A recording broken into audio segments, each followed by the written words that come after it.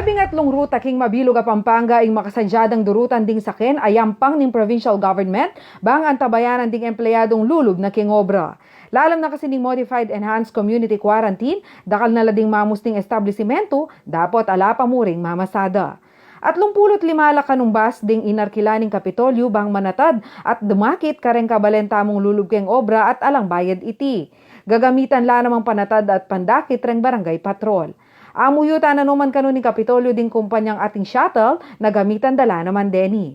Datang ating kakayaan nating private shuttle, obligado dala namang silduan din karelang kahit ang empleyado to. Pero karakala naman, ala naman eh. So, yung katamong gobyerno, may narkilayan 35 bus.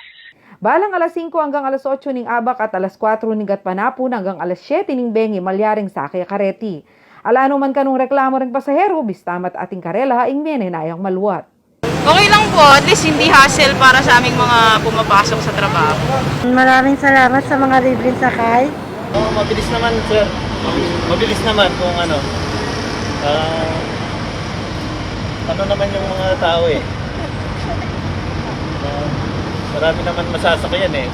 Pakisabi na muring mayap ng provincial government, kareng empleyado, na ila na mismo ring mag-adjust oras bang ila malalakwan o malilate king obra. Ito yung limitasyon, siyempre, naman yung gana-gana, ni sake.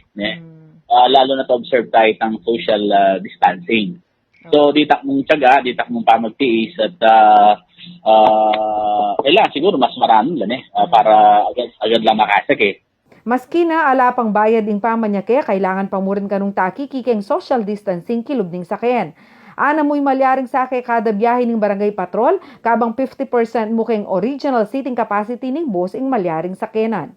Ing local government, ring balang munisipyo, ang poreng barangay, ilan namang may atasan na ilang mag-monitor, ilang manayos kareng kaya katamong terminal, para ma-implementate ang social distancing at monitor dala naman ng maka-face mask la rin sasake. Kailangan naman ng ID ang pong Certificate of Employment bayo misake kareng service. O rin naman ding ruta nung nuka rin malyaring manaya kareng bus at patrol. 5 lang terminal rentok nang andareng saken king apalit. 4 king Arayat, 5 king Florida Blanca, 7 king Lubao, 4 king Magalang, 4 king Porac, 8 king San Fernando, 4 king Candaba at 4 mo naman king Guagua. Ibiyaya kanong libreng sakeng iti karang empleyado kabang atsulalam ning MEQC ing Pampanga. Diyan Alumbang Parungaw, CLTV News.